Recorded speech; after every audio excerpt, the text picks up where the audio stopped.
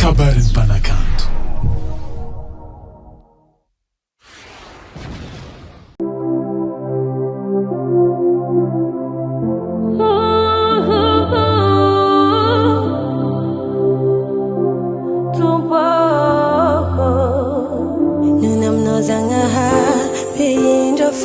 Litsanganako eto anao zagnahary be fitiavana andratako feo.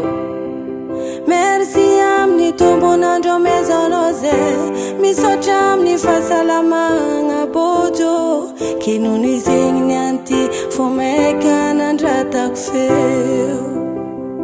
Nony aminao zagnahary be hindra fombo litsanganako anao zagnahary be fitiavana andratako feo.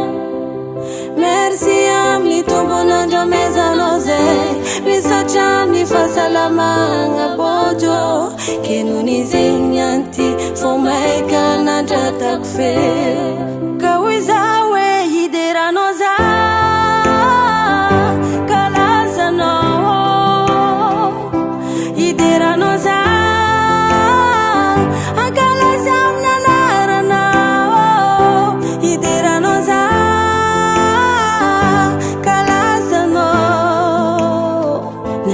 ditry zay tsary nary anao zegny mahatonga zany anideranao amina lalany feoko.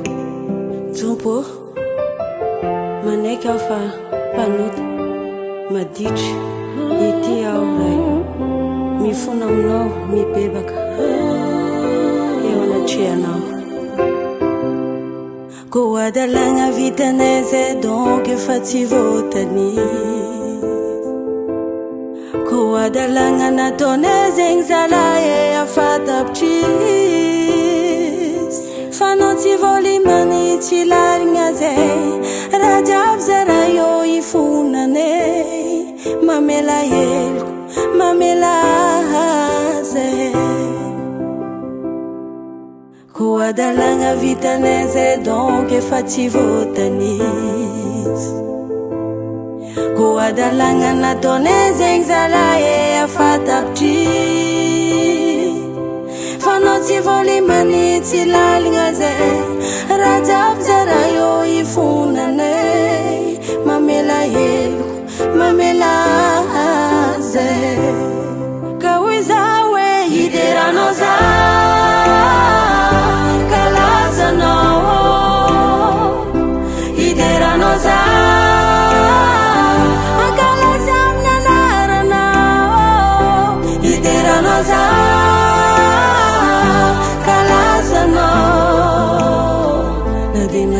maditry zay tsary nary anao zegny mahatonga zany anideranao amina lalany feo. Hideranao za